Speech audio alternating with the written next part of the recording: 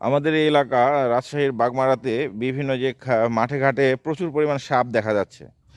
কয়েকদিন আগে আমি আপনার দেখেছি যে আমাদের বাড়ির পাশেই বিষধর সাপের একটি খোলস এড়েছে, আমরা মাটি কাটার সময় এটা পেয়েছিলাম।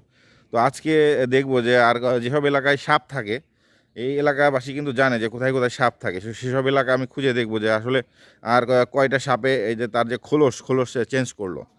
তা আমি এই যে মাঠে এসেছি এবং মাঠে এসে আমি খুঁজতেছি যে সাপের খোলস কোথায় রয়েছে।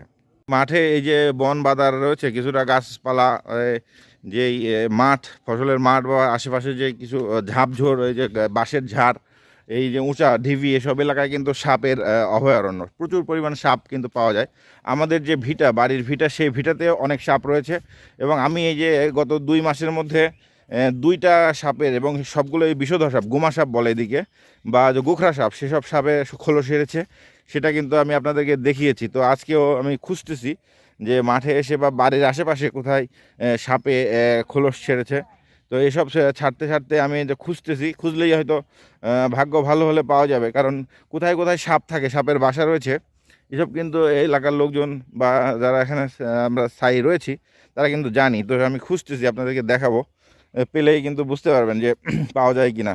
আমার ভিডিওটা সাথে শেষ পর্যন্ত দেখুন, দেখলেই বুঝতে পারবেন। আমি এখনও আশা হারাই নাই। আমি ধারণা করছি যে যেসব এলাকায় সাপের বাসা রয়েছে, এই যে ঢিবির মতো এলাকা বা পুকুরের পাড়, এই ধরনের জায়গায় কিন্তু সাপ, প্রচুর সাপ রয়েছে, এবং মাঝে মধ্যে সাপুড়ারা এসেও এইসব এলাকা থেকে সাপ ধরে নিয়ে যায়। তো আমি খুঁজতেছি এখনও। এক ভাই, রেজাউল ভাই, উনি এখানে মোটর চালায়, সে সবসময়, বেশিরভাগ সময় এখানে থাকে। সে কিন্তু জানে যে সাপের বাসা কোথায়, এবং তার সাথে আমি যা যাচ্ছি, দেখতেছি যে কোথায় সাপের খোলস হয়ে। এই দেখেন, এটা বিশাল একটা সাপের খোলস। গর্তটা কই, এই যে পায়ে গেছি আমরা একটা বিশাল একটা সাপের খোলস। উরি সর্বনাশ, এত লম্বা! দারাস সাপ সত্যি নাকি, নাকি অন্য সাপ? এটা নাকি দারাস সাপের খোলস। এই দেখেন, আমরা যে খুঁজতে যাই কিন্তু পেয়ে গেলাম। এই দেখেন মাথা, এই মাথা চোখের ইয়েও তো আছে এখানে। এই দেখেন চোখ, 2টা চোখ, যে এই চোখেরও খোলস আছে, চোখ কিন্তু বোঝা যাচ্ছে। দেখেছেন?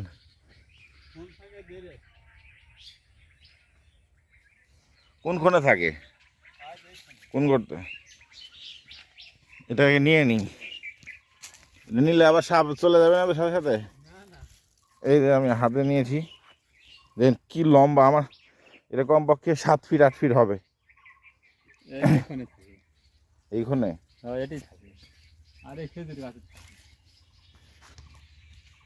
এইখানে সাপটা থাকে, উনি এর আগেও কিন্তু দেখেছে।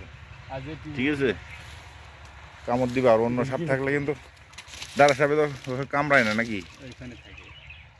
এইটা আর একটা খন।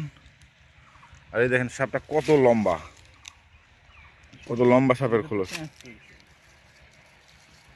কখন ছাড়লো, কখন দেখছে, মানে এটা ছিল না কখন, কখন চোখে পড়ছে? সকালে, রাতে দেখি যে আল্লাহ, এই দেখেন কত বিশাল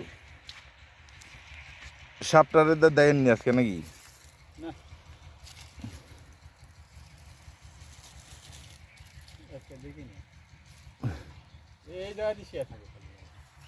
কোন গাছে?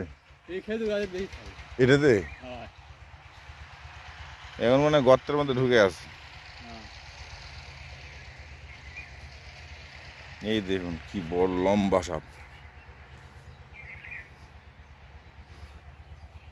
সাপের মাথাতে চোখও বোঝা যাচ্ছে। এই দেখেন 2টা চোখ, এই দেখেন চোখ 2টা।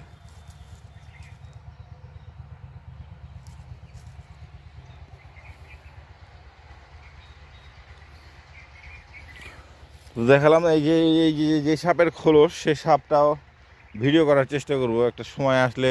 মাঝে মধ্যে রোদ তাপায়, শীতের মধ্যে রোদ তাপিয়েছে। আবার যদি এটা দেখা পাই, সেটা ছবি তুলে ভিডিও করে আপনাদের দেখানোর চেষ্টা করবো। সে পর্যন্ত ভালো থাকবেন, সুস্থ থাকবেন, সাবধানে থাকবেন, আর অযথাই সাপ মারবেন না।